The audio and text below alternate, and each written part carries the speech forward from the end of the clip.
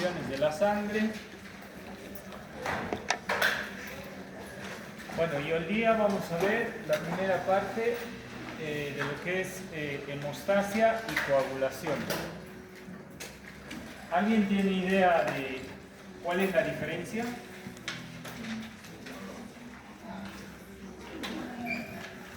¿No?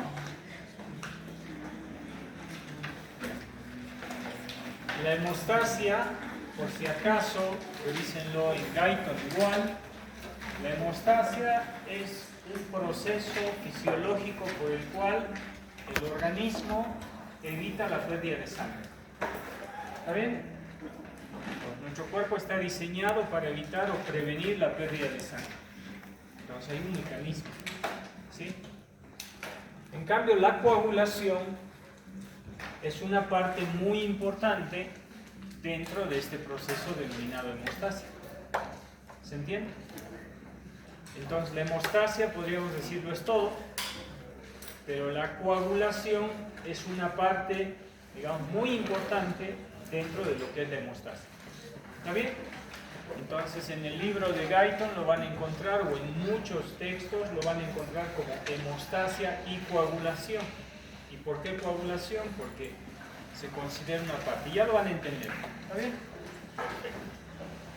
Entonces, organicemos este proceso fisiológico. Si recordarán, vimos inflamación. Inflamación tratamos de organizarlo, pero ocurre todo no tan organizado como nosotros lo vamos a explicar, sino que la organización que yo les voy a dar ahora es con el objetivo didáctico de que se pueda entender el tema, pero muchas cosas ocurren al mismo tiempo. Perfecto. Si podríamos decir dentro de esta organización qué es lo que primero va a ocurrir dentro de lo que es la hemostasia, dentro de lo que es la coagulación, podríamos indicar de que va a haber un tema de vasoconstricción.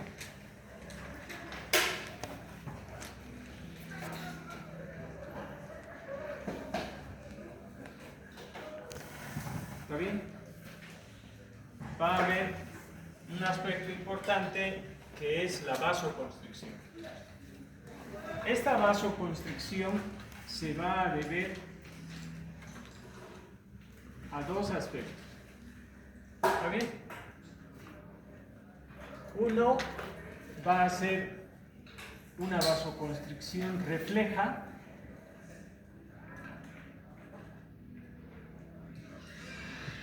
también denominada espasmo miógeno,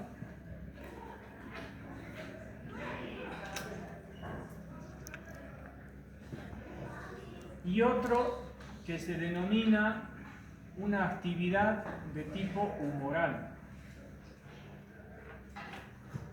¿Está bien? Perfecto.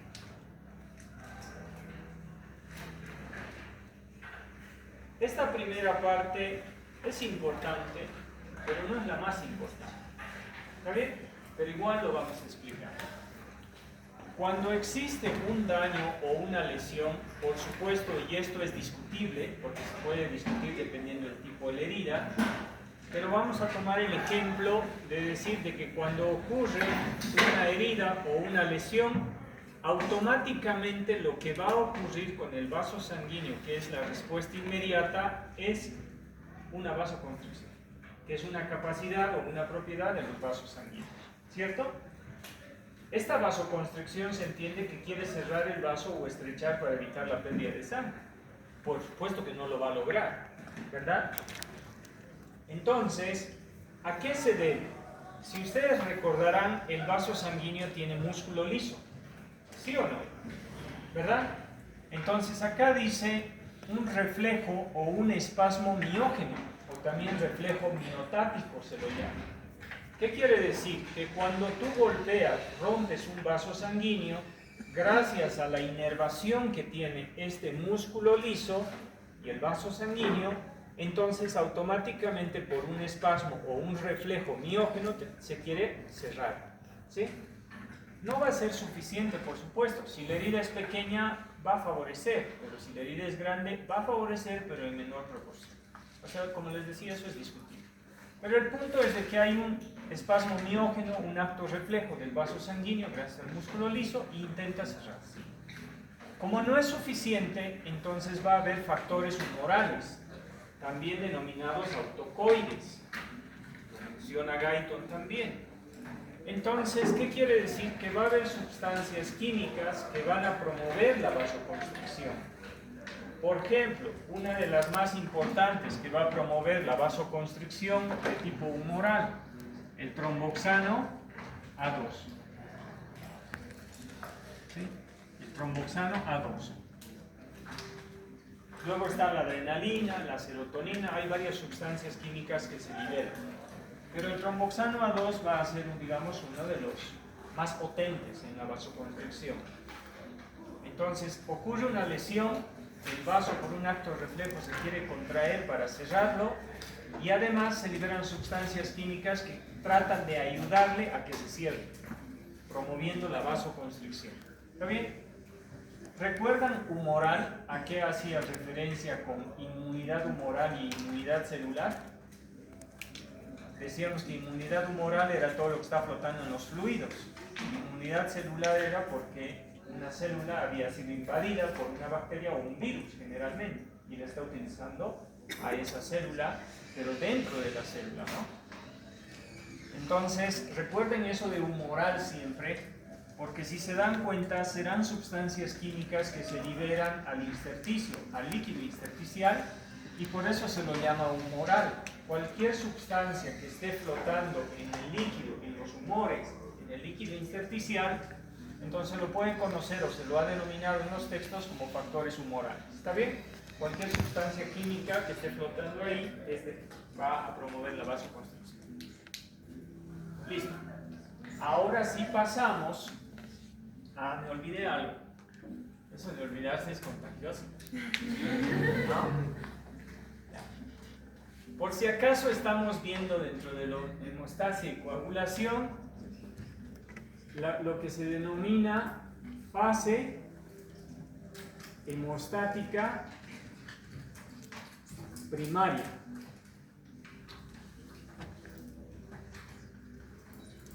¿Está bien?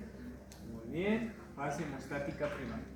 Esto también lo van a encontrar con el nombre de placa hemostática primaria. ¿Está bien? ¿Qué es? Es esto. Uno, digamos la vasoconstricción. Dos, ¿quién va a favorecer, digamos, ya la hemostasia y la coagulación? Un elemento celular muy importante.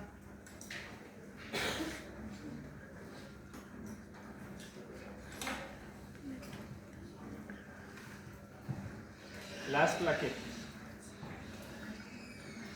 Entonces, ahora debemos saber qué es lo que ocurre con las plaquetas. ¿Está bien?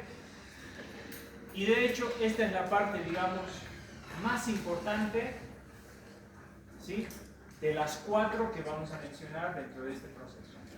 ¿Está bien? Perfecto. Para entender lo que ocurre con las plaquetas, vamos a indicar que estas plaquetas tienen que activarse.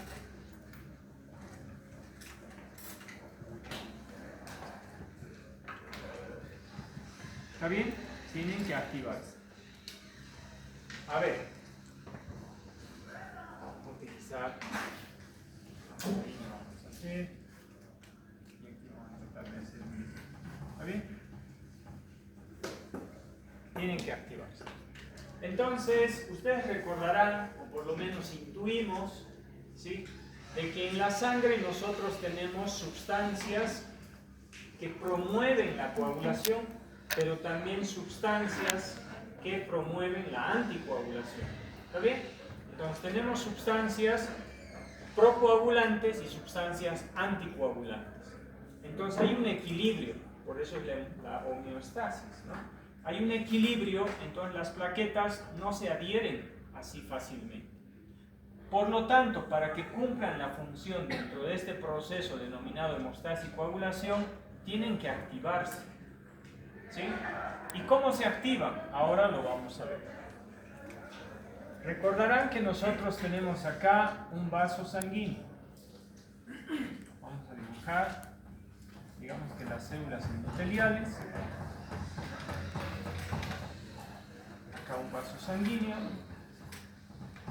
Recuerdan que los vasos sanguíneos de la microcirculación están en el tejido conectivo, ¿sí? No en los epitelios, ¿no? Los epitelios no tienen. ¿Alguien me puede decir qué tenemos, digamos, considerando esto, debajo las células endoteliales, qué tejido encontramos? ¿No recuerdan cómo está conformado un vaso sanguíneo? Esto lo han visto en histología. La adventicia, la túnica íntima, la media. ¿No recuerdan eso? Ya. Yo voy a tomar en cuenta dos cosas. Las células endoteliales, y le voy a dibujar acá, lo vamos a poner así. Esto va a ser el colágeno subendotelial. ¿Está bien? Esto es un vaso sanguíneo. No estoy dibujando el tejido, nada. O sea, todo esto es, digamos, un vaso sanguíneo. Yo no voy a describir,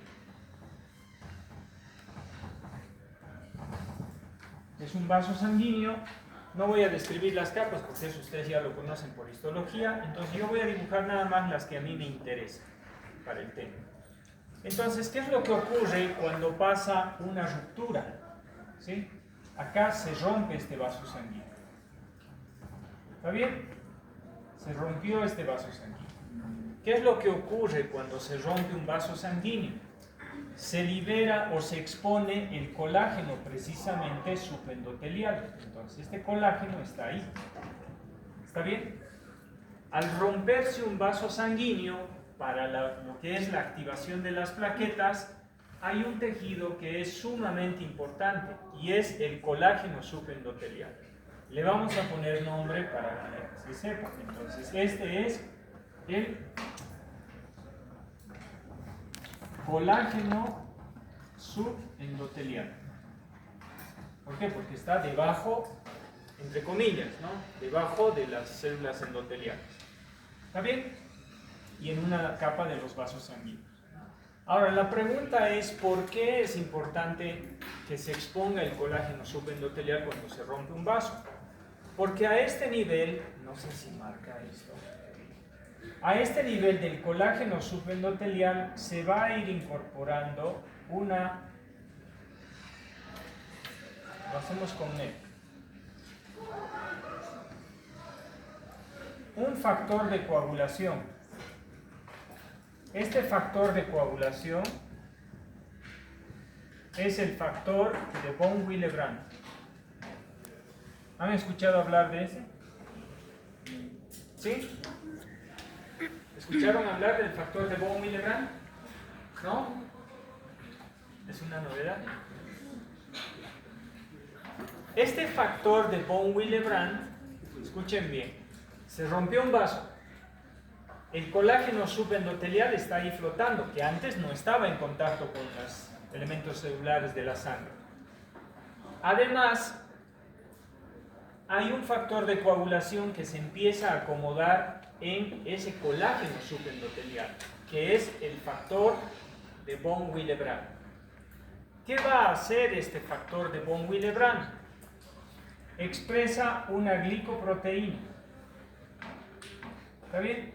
Entonces acá le vamos a poner glicoproteína B1.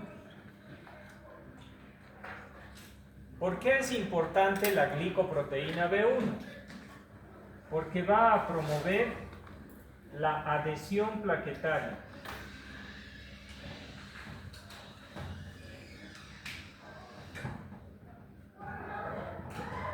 ¿Está bien?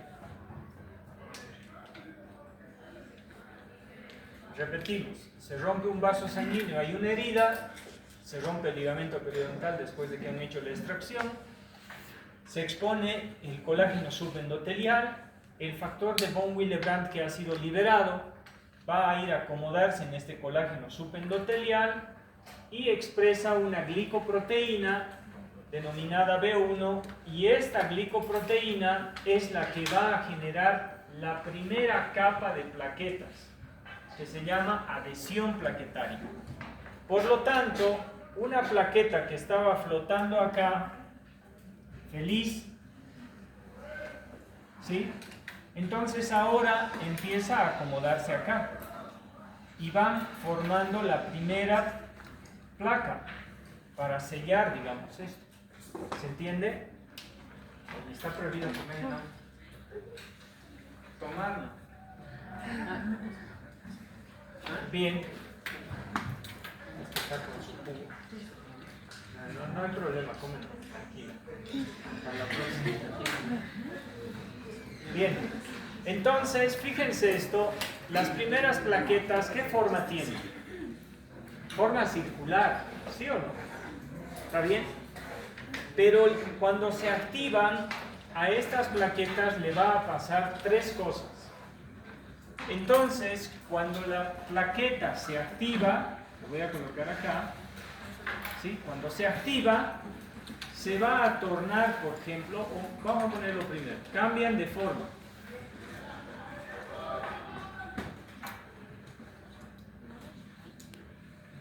¿Está bien?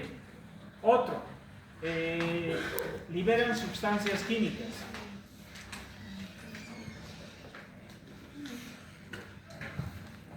Y se tornan altamente adhesivas. Entonces, estas tres cosas es lo que le pasa a la plaqueta cuando se activa. ¿Está bien? ¿Y quién activa las plaquetas para promover la adhesión plaquetaria? Todas las sustancias químicas que se están liberando en ese momento. Y una de ellas importante es la glicoproteína B1. Entonces, al cambiar de forma,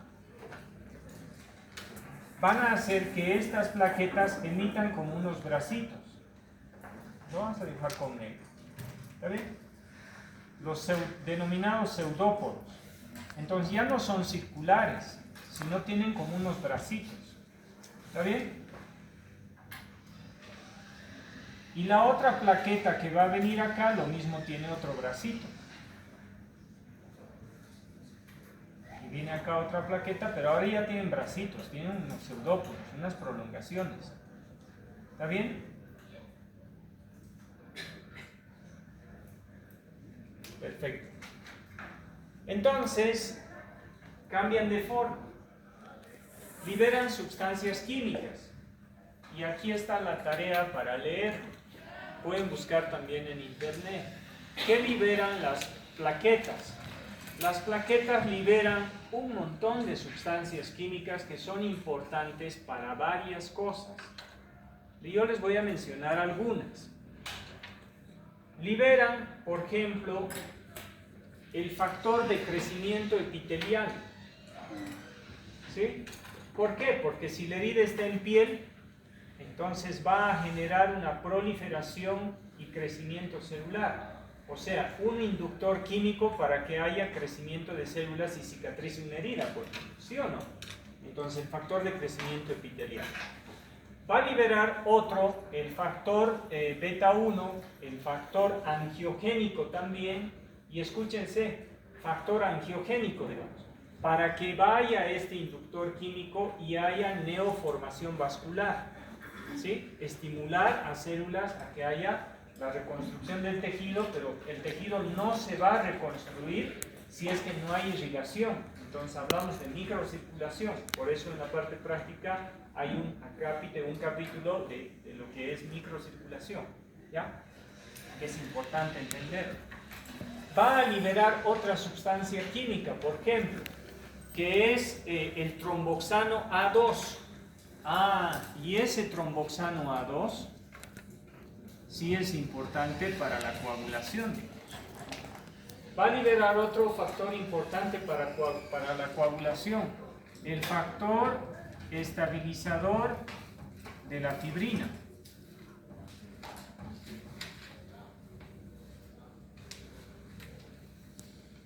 Entonces, la plaqueta, revísenlo, búsquenlo, libera sustancias químicas que no solamente van a favorecer la coagulación o la hemostasia, sino también va a favorecer la estabilización del coágulo, el crecimiento epitelial, el crecimiento angiogénico y proliferación celular, inductores químicos que ayudan a todo el proceso. ¿Está bien? Perfecto. Muy bien, hasta aquí estamos. Luego se tornan altamente adhesivas. Antes, cuando no estaban activadas, entonces estaban flotando y no se pegaban. ¿Sí o no? ¿Verdad? Pero ahora que han sido activadas, gracias a la expresión de unas glicoproteínas igual, se van a volver pegajosas. Esas glicoproteínas que la vuelven altamente adhesivas son precisamente la glicoproteína 3A y ahí es la B1, entonces esta es la 2B. ¿Está bien? Entonces quiere decir que cambian de forma y que ahora tienen como unos bracitos. ¿Sí? Liberan sustancias químicas y ahora sí se pueden adherir, pegar. ¿Está bien? Gracias a la glicoproteína 3A y a la 2B. Muy bien, hasta aquí estamos todo en orden, ¿verdad? Perfecto. La pregunta importante acá es, ¿qué promueve el tromboxano A2? ¿Por qué es tan importante este tromboxano A2? Porque al liberar el tromboxano A2, lo que va a promover es la agregación plaquetaria.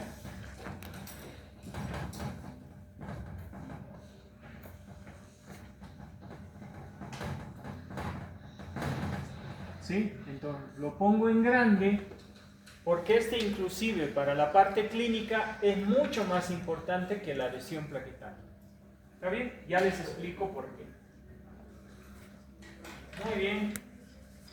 Ya para los que se me están queriendo dormir, alguien que cuente un chiste. No hay aquí alguien que se sepa. Continuamos. Bien. Repetimos esto, bien fácil. ¿Sí? Y les voy a marcar yo ya los puntos donde son preguntas potenciales. ¿Está bien? Perfecto. La hemostasia y coagulación, proceso fisiológico por el cual se evita la pérdida de sangre.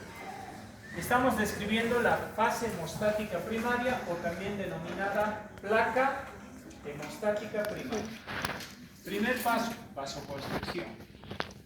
Refleja y humoral. Ya lo sabemos. Paso 2. Las plaquetas son sumamente importantes en esta placa hemostática primaria. ¿Por qué? Porque cuando se activan, entonces cambian de forma, liberan sustancias químicas y se tornan altamente adhesivas. Pregunta: ¿qué promueve la adhesión plaquetaria en la fase hemostática primaria? Pregunta de examen. Por eso se aplazan. ¿Cuál? ¿La adhesión plaquetaria? No, por eso se aplazan. Ya, diles fuerte. No, por eso se aplazan. No. Ya, repito la pregunta, a ver, los voy a preparar. Esa es una pregunta de examen, por eso es de que a veces no la entienden. Yo quisiera que entiendan la pregunta. Dice, ¿qué promueve? Ya, vamos a poner así. ¿Qué sustancia, qué molécula, no sé lo que sea, digamos ahí, que promueve la adhesión plaquetaria? Y ahí viene un poquito completa para que sea más larga la pregunta. ¿Qué promueve la adhesión plaquetaria dentro de la fase hemostática primaria? La respuesta es... entonces estaba mal, ¿verdad? Por eso se aplazan. Ya. Entonces vuelvo a repetir, más lento, creo que hablo muy rápido. Otra pregunta, ¿está bien? Ya. ¿Qué sustancia química liberada? Voy a hacerlo más lento. ¿Qué sustancia química liberada por las plaquetas promueven la agregación plaquetaria? Listo. Ya está. Perfecto. Otra pregunta, digamos, más rebuscada. No creo que haga pregunta rebuscada. Además de que el tromboxano A2 promueve la adhesión plaquetaria, ¿qué más promueve?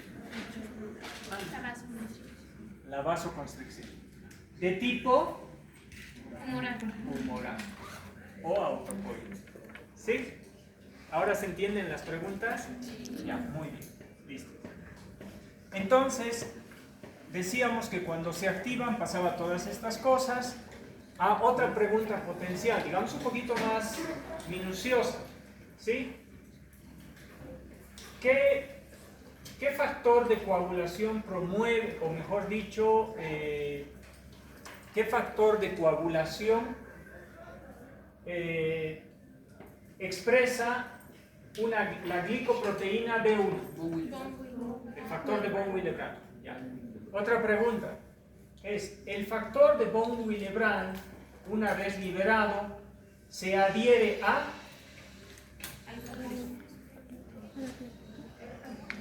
El factor de von Willebrand, una vez liberado, se adhiere al colágeno subendotelial que está expuesto. Listo, ya está. Muy bien, perfecto. ¿Hasta aquí estamos bien? ¿Sí? Ya, muy bien. Ahora le vamos a poner, hemos puesto las plaquetas. ¿Sí? Pregunta, ¿cómo se denomina al factor 1 de coagulación? Es con F. Fibrinógeno. Perfecto. El fibrinógeno es un factor de coagulación, pero también es denominado una proteína plasmática. Las proteínas plasmáticas son 3, albúmina, globulina y fibrinógeno. El fibrinógeno es producido o sintetizado ¿en qué órgano? Con H. Grande. Muy bien, en el hígado. Listo. Entonces acá lo que vamos a poner es un fibrinógeno. ¿Está bien? Lo voy a dibujar así. Una proteína ahí que está flotando igual y que antes no pasaba nada. ¿Está bien? Perfecto. ¿Qué es lo que pasa? Pasa de que cuando las plaquetas recuerdan que se activaron, ¿quién me ayuda? ¿Quién está fácil de pararse? ¿Quién está fácil de pararse?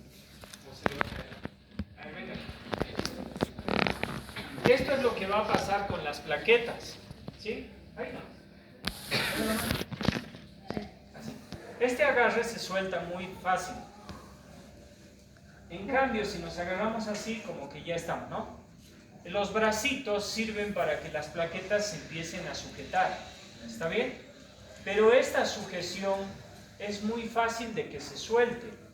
Entonces, ¿qué sustancia química, qué sustancia va a reforzar este agarre para formar una malla de fibrina? El fibrinógeno. Gracias. Entonces, hagamos de cuenta que para formar esa malla de fibrina, esa red de fibrina, que después va a ser la matriz sobre la cual el tejido crece, ¿sí? Entonces las plaquetas se van a empezar a adherir, pero el fibrinógeno va a ir a ubicarse entre los bracitos y los va a reforzar el agarre. ¿Está bien? Para consolidarse.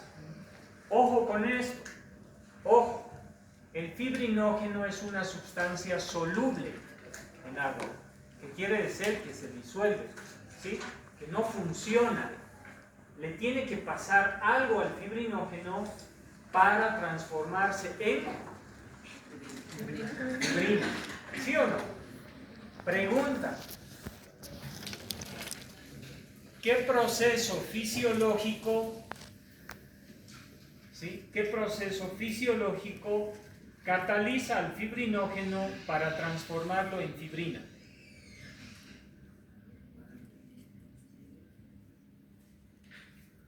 Respuesta.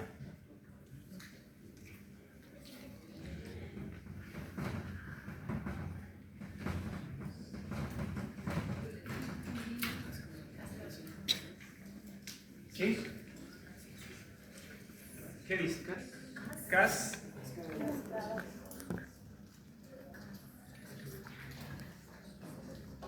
Cascada de coagulación. ¿Sí? Ya. Entonces, fíjense esto. El fibrinógeno va a empezar. Es como si cuando nos agarramos con su compañera los brazos, era fácil de soltarse, ¿sí o no? Hagamos de cuenta que ahora nos pegan con esa cinta adhesiva de embalaje y nos amarran eso. ¿Nos vamos a poder soltar? Ya no. ¿Sí o no? Eso es lo que tiene que ocurrir con el fibrinógeno. Tiene que pasar de una sustancia soluble a una sustancia insoluble. ¿Está bien? Y para eso tiene que ser catalizada y ser transformada en fibrinógeno. Ahora ahí viene lo interesante. Todo el proceso de la coagulación, la vía intrínseca, la vía extrínseca, la vía común, tiene el objetivo de transformar el fibrinógeno en fibrina. Nada más. ¿Tanto lío para eso? Porque la cascada de coagulación, que vamos a llevar la próxima clase, tiene su proceso. ¿Sí o no? Y para muchos es muy complejo. No para muchos, hasta para mí es muy complejo. Lo vamos a tratar de simplificar. ¿Sí? Pero se dan cuenta, yo quisiera que se asombren. Los chicos hoy en día han perdido la capacidad de asombro. Yo me asombro por cualquier cosa, como si fuera un niño. No quiero aceptar que el tiempo ha pasado, por supuesto. Bien. Entonces, me asombra porque cuando yo veo la cascada de coagulación y veo lo complejo que es ese proceso, me asombra de que todo el lío de la cascada de coagulación es simplemente para transformar el fibrinógeno en fibrina, nada más. Todo el rollo es para eso, pero el cuerpo lo ha diseñado así, o Dios lo ha diseñado así. Muy bien, entonces esto tiene que pasar a ser una sustancia soluble e insoluble. Y entonces la próxima vamos a hablar de cascada de coagulación. ¿Cómo ocurre eso? ¿Está bien? Ya. Ahora, para concluir esta primera parte, vamos a hablar de la fisiopatología. Quiere decir, y también les voy a mencionar los otros dos que me faltan, ¿sí? Aquí hay dos cosas. Se promueve, ya les mencionaré nada más, aquí hay algo que se promueve la proliferación y el crecimiento celular. ¿Está bien? Después de que todo esto se consolide, viene junto con ello viene el crecimiento y proliferación celular. Y por último, el crecimiento del tejido fibroso para cicatrización. ¿Está bien? Esos dos nos faltan. Pero ahora vamos a ponerle aquí los problemas. ¿Sí? ¿Qué se les ocurre? Por ejemplo, ¿por qué puede fallar la formación de esta placa hemostática primaria? ¿De quién dependemos en esta fase hemostática primaria? A ver. Por si acaso, si son de mi grupo y levantan la mano y responden, vale punto. Sí. A ver, el botón de razonamiento lógico está aquí atrás, enciéndanlo. Dice, si yo les pregunto, de todo lo que yo ahorita he hablado, ¿cuál creen que es el más importante de todo? Todos son importantes, pero ¿cuál creen que es el más importante? Levanten la mano. Pero no, doctor, les pregunto, ¿qué? ¿La sustancia? No, cualquier cosa. Las plaquetas. Las plaquetas, muy bien. Así de sencillo ganan puntos. Muy bien.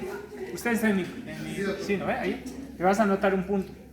Sí, me has recuerdo. Ya tienes un punto.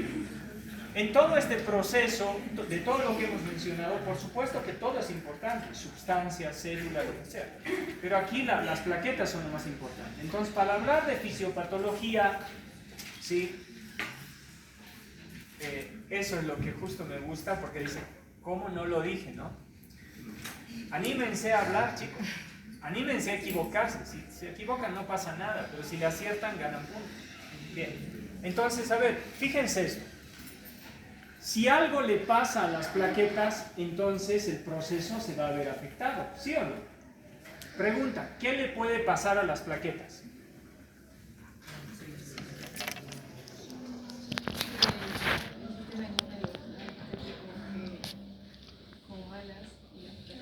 Ya, que puedan estar malas, ya, digamos. Pero ¿qué puede pasar con las plaquetas? Ya no tiene la capacidad de adherirse.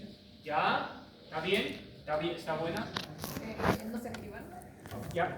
Ya puede ser que no se activen, pero ¿está bien? Sí, hay un problema, pero es muy raro eso. Lo más común que podría pasar.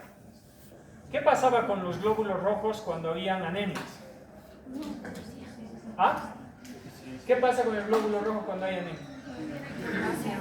¿Ah? Disminución. ¿Está en la verde?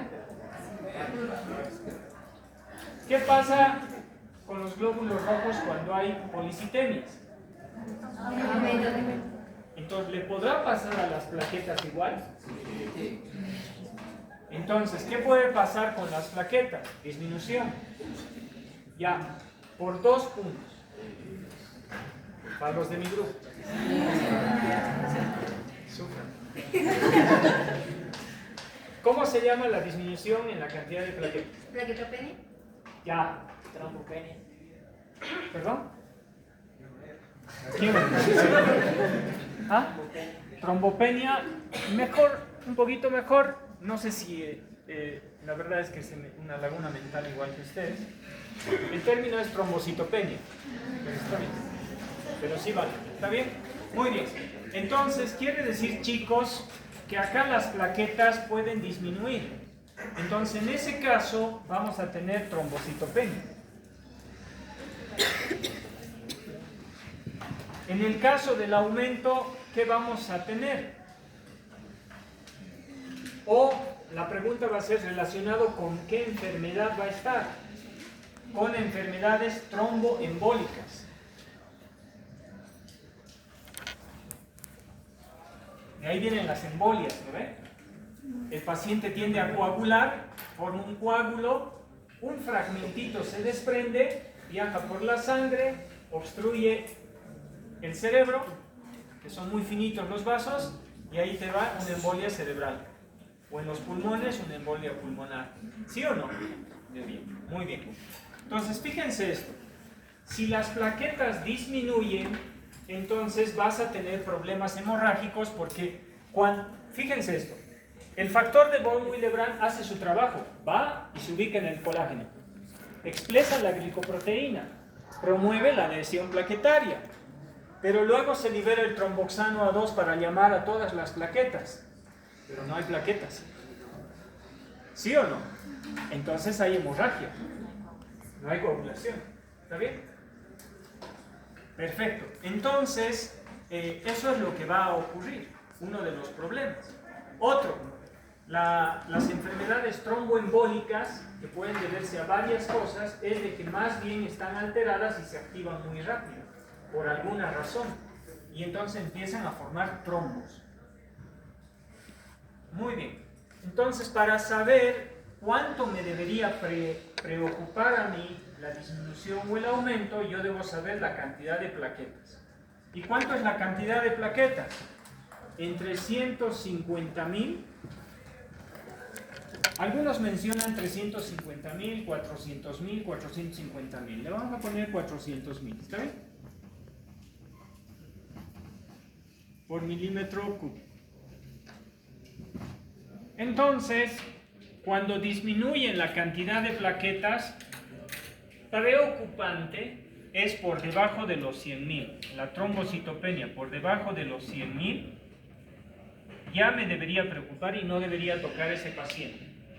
¿Y cómo voy a saber esto?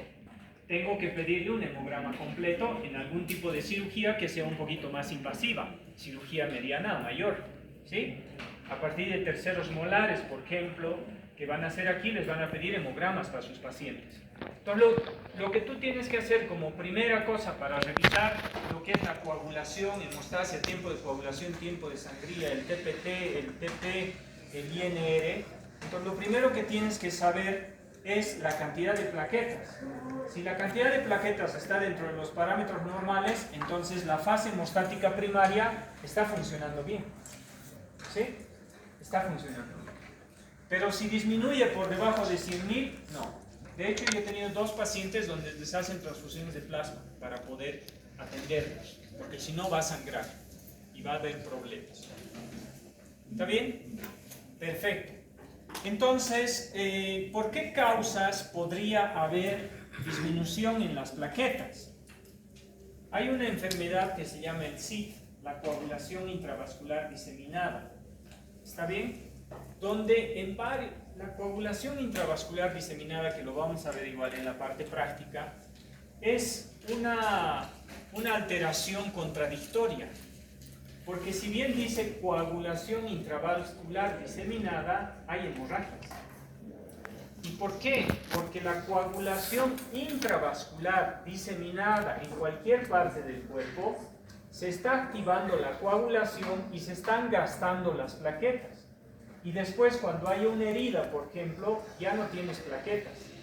Esa es la coagulación intravascular diseminada. ¿Sí?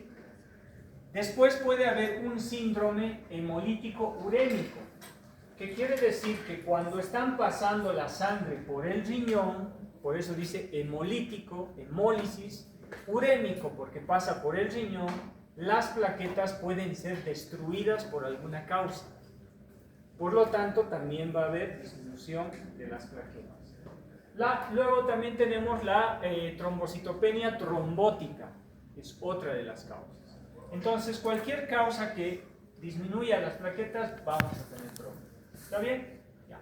Entonces, detectamos un problema, las plaquetas. ¿Está bien? Perfecto. Luego, lo que alguien decía, digamos, se altera la adhesión plaquetaria. Para que se altere la adhesión plaquetaria, ¿quién debería verse afectado? La glicoproteína B1. Y a eso se llama enfermedad de Glasman. Cuando no hay glicoproteína B1 que promueva la adhesión plaquetaria, se llama enfermedad de Glasman. Es muy rara, no la vamos a ver. ¿Está bien? No creo que la veamos. Esto se ve intrahospitalariamente o cuando se hacen estudios muy específicos. Pero sepan que hay problemas, ¿sí? Esto es para que sepan que existe problema. ¿Está bien? Hay otra enfermedad que puede afectar ya a la adhesión de las plaquetas, inhibiendo a la glicoproteína 3A y 2B, por ejemplo. ¿Está bien? Esa se llama enfermedad de Bernard-Schauer.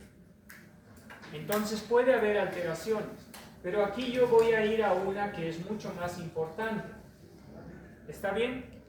El consumo de fármacos. Y vamos a agarrar un fármaco que se llama un AINE. Especialmente, ¿está bien? Este AINE es la aspirina. ¿Qué causa la aspirina? ¿La aspirina qué es? ¿Un anticoagulante? No. Por supuesto que no. Es un analgésico antiinflamatorio del tipo no esteroideo. ¿Sí o no?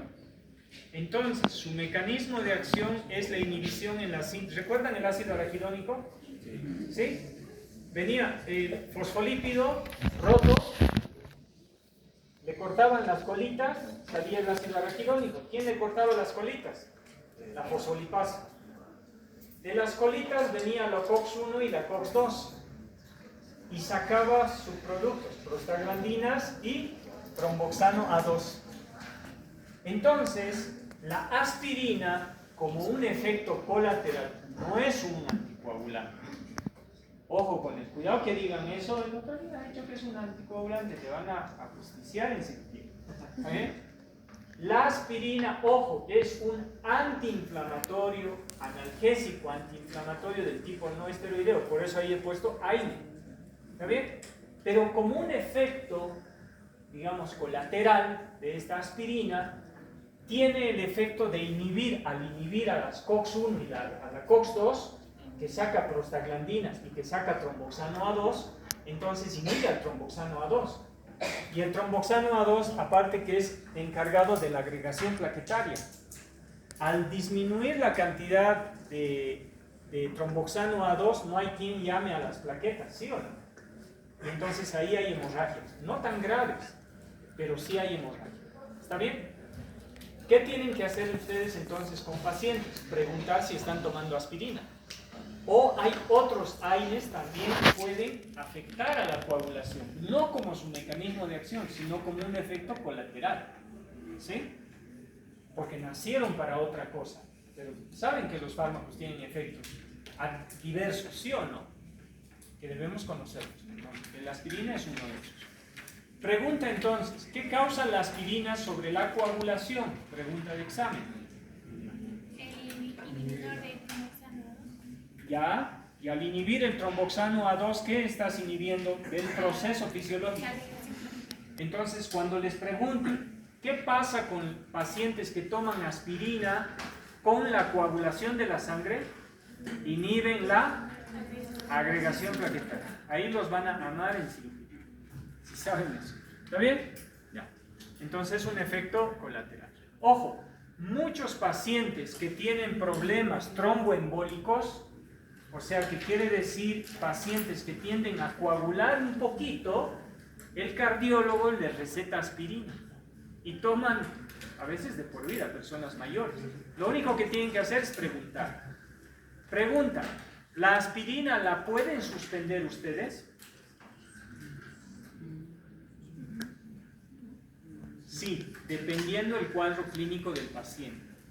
¿Está bien? Porque muchos en el exterior, especialmente en Argentina, en Estados Unidos, como pipoca se toman aspirina para mejorar la circulación, porque están inhibiendo la agregación plaquetaria.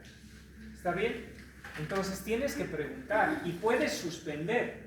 Pero aquí hay un detalle, justo a lo que mencionaba Gabriel. Si el paciente está tomando un anticoagulante, por ejemplo, en enfermedades tromboembólicas mucho más serias, ya van a tomar por ejemplo, warfarina. La warfarina es perteneciente al dicumarol, por ejemplo. ¿Sí o no? ¿Está bien? Entonces, pregunta. Aspirina versus warfarina. ¿La aspirina ustedes la pueden suspender? Sí, dependiendo del cuadro clínico y dependiendo cómo hablen con el paciente. Lo pueden hacer. ¿La warfarina la pueden suspender? No. Si el paciente te dice que está tomando warfarina es porque tiene un problema serio. Ahí tienen que hacer interconsulta. Entonces ya vamos al criterio clínico. ¿Está bien? Entonces, ¿y por qué yo me gusta hablar de aspirina? Es porque muchas personas a partir de los 40 años para arriba, 50 más, toman aspirina en muchos casos. Aquí en Bolivia no tanto, en el exterior es mucho más todavía, ¿no? Donde el principal problema de mortalidad, por ejemplo, son infartos o problemas cardiovasculares, precisamente. Estados Unidos es la más alta tasa de mortalidad que tiene, por ejemplo. ¿Está bien? ¿Se entendió entonces esta parte? Entonces, por ejemplo, ya para terminar, ahora sí, dentro de todo el proceso puede haber problemas con la cantidad de plaquetas. Hay que tomar en cuenta. Puede haber problemas con falta o con que no haya factor de von Willebrand, enfermedad de von Willebrand. Que no haya glicoproteína B1, enfermedad de Glasma. Que no haya estas otras dos proteínas de Bernal-Solnit. Que el paciente esté tomando aspirina, pues inhibe la agregación plaquetaria. Que el paciente esté tomando warfarina por problemas tromboembólicos, entonces te afecta eso. Entonces estamos viendo todo lo que te puede afectar a la fase hemostática primaria. Y cuando veamos cascada de coagulación van a ver que en cascada de coagulación hay otros problemas que debemos detectar. ¿Está bien? Listo, hasta aquí la clase de hoy.